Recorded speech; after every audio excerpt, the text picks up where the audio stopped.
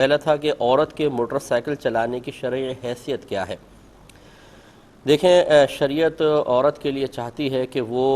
ایک تو مردوں کی طرح بالکل بھی نہ ہو، یعنی کوئی ایسا کام نہ کرے جس سے مردوں کی مشابہت پیدا ہو۔ دوسرا یہ کہ شریعت ہمیشہ اس بات کو ناپسند کرتی ہے کہ عورت کسی بھی جہت سے اپنے آپ کو مرکز نگاہ بنا لے، اسی لیے عورت کو بہت زیادہ تیز خوشبو لگا کر باہر نکلنے سے منع کیا گیا، کیونکہ جب وہ خوشبو لگا کر نکلے گی اور غیر مردوں تک پہنچے گی تو لازم سی بات ہے کہ آدمی اس کا مرکز اور مرجع دیکھتا ہے کہ کہاں سے خوشبو آئی تو عورت کی طرف توجہ ہو جائے گی۔ اسی طرح علماء نے منع فرمایا کہ عورتیں بہت زیادہ بھڑکیلے لباس، حتیٰ کہ اگر کوئی بہن برقع استعمال کرتی ہے تو اس طرح کا نہ کرے کہ اس میں نقش و نگار وغیرہ ہوں کہ کسی کی توجہ نہ بھی ہو تو اچانک اس کی طرف ہو جائے۔ ان چیزوں سے منع کیا گیا ہے اور ان میں بہت سارے امور گناہ بھی ہوتے ہیں۔ اب ہمارے معاشرے میں، خصوصاً ہمارے پاکستان میں، عورتیں بالکل موٹر سائیکل نہیں چلاتی ہیں۔ یہاں گاڑی چلا رہی ہوں تو میں نے دیکھا ہے کہ لوگ جھانک جھانک کے دیکھنا شروع کر دیتے ہیں کہ یہ ایک عورت گاڑی چلا رہی ہے، موٹر سائیکل تو ویسے ہی نہیں چلاتے۔ اب جب عورت چلائے گی لازم بات ہے کہ ہر ایک کی مرکز نگاہ بنے گی، پھر مطلب شرارتی قسم کے لوگ، یہ ہو سکتا ہے کوئی سائیڈ مار دے، کوئی کچھ کر دے، اور پھر وہ ایک تماشا جو بنے گا وہ بھی آپ کے سامنے ہے۔ اور پھر یہ کہ یہ موٹر سائیکل جو ہے خاص مردانی وضع کے لیے آپ کہہ سکتے ہیں، اور جس طرح عورتیں موٹر سائیکل پر بیٹھتی ہیں ویسے بیٹھ کے چلانا پاسبل نہیں ہے، لازم بات ہے ایک پاؤں ایک پاؤں ادھر کر کے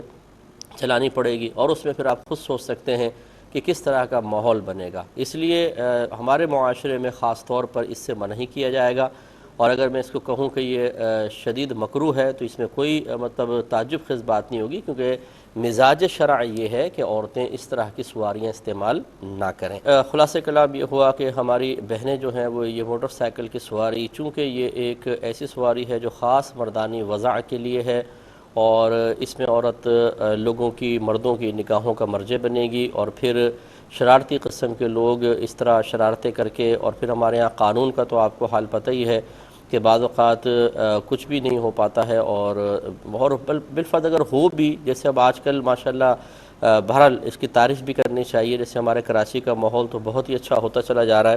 تو اس میں اگر قانون سخت بھی ہو تو لیکن جو ایک شرارت کر دیا اور عورت تماشا بن گئی، اور آج کل آپ کو پتہ ہے کہ ہر ایک اٹھاتا بعد میں ہے، ویڈیو پہلے بنا لیتا ہے اور اس کو فوراً پھر اپلوڈ کر دیا جاتا ہے، ایک لمحے کے بعد ہے، ہر ایک کے پاس انٹرنیٹ ہے، تو اس میں پھر ایک عورت کا تماشا بن جانا یہ قطعاً غیر مناسب ہے۔ تو ایسے امور کو اختیار کرنا کہ اس قسم کا ماحول بعد میں بنے، یہ شریعت اس کی اجازت نہیں دے گی۔ تو میں اس کو حرام نہیں کہہ رہا ہوں، لیکن بہرحال یہ کراہت کے درجے میں ضرور ہے، اس سے اجتناب کرنا چاہیے۔ یہ بہن نے کویسچن کیا تھا، یہ پہلے کا رہتا تھا،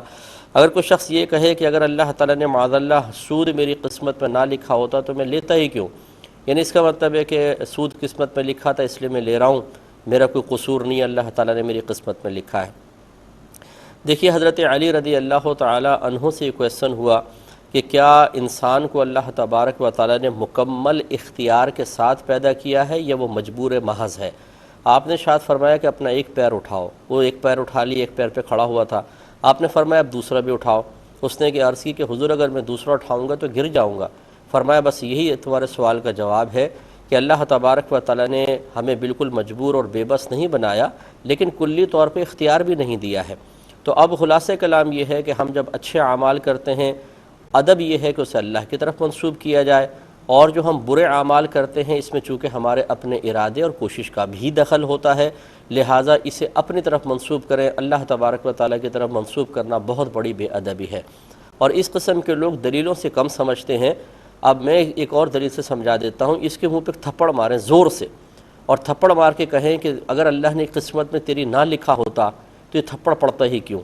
پھر اس کی موٹر سائیکل چرا کے لے جائیں، اس کے مال چھین لیں اور بولے کہ تیری قسمت میں نہ لکھا ہوتا تو ہوتا ہی کیوں؟